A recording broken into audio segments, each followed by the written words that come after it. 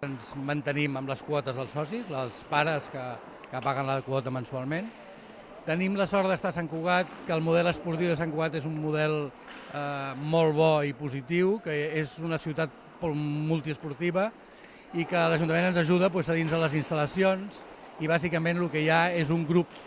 bastant ampli de pares que hi dediquem moltes hores i que a canvi del plaer de poder ajudar el club estem treballant i tirant-lo endavant. Veure els entrenadors, quins sistemes utilitzen, què treballen, i ja havíem fet nosaltres 3 franges, el que era fins a infantil, el que era fins a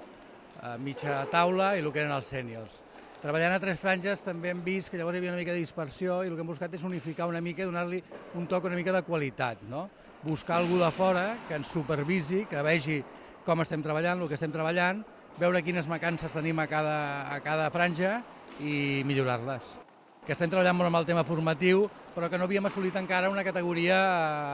amb el hoquei femení sí, estàvem a hoquei lliga femenina, però amb el masculí no havíem assolit la categoria que creiem que ens mereixíem. Jo crec que això ens ajudarà molt, sobretot per mantenir aquesta categoria, per mantenir la formació de qualitat i poder mantenir els nostres primers equips. Hem estat sempre amb dificultats per formar equips femenins. Els darrers anys hem pogut formar un equip que ha estat a Hockey Lliga, aquest any han baixat, però les jugadores totes segueixen i tenim moltes per sota que estan empenyent i que ajudaran a recolzar el primer equip